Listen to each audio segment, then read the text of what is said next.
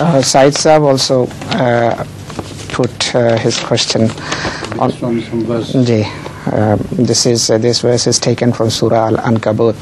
Actually, we have received from any foreign country this question. I'm going to read out the verse. أعوذ بالله من الشيطان الرجيم ووهبنا له إسحاق ويعقوب وجعلنا في ذريته النبوة والكتاب وآتيناه أجره في الدنيا وإنه في الآخرة لمن الصالحين. The question is framed on this portion of the verse, that innahu fil akhirate lamina salihin.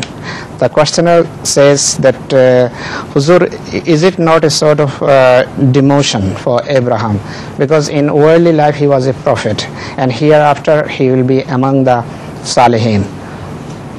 See, this is most often misunderstood. Fil akhirate min salihin means that in the end Allah will include His name in those upon people will say Durood. So after Ahmad sallallahu alaihi wasallam, his name is taken as minassaleheen. Some Shias believe that salihiyat is a demotion, while it is not a demotion. Salihiyat begins with ordinary salihiyat and rises up to the prophethood.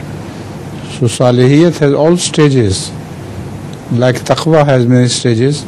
Similarly, salihiyat has many stages, and nabuwwat is one of them. And akhireen particularly refers to our durood about Hazrat Ibrahim alayhi salatu wassalam. I refer to the Shia figure, but I think I have not remembered correctly. So let's leave it out. Shias infer from it something else to support themselves, but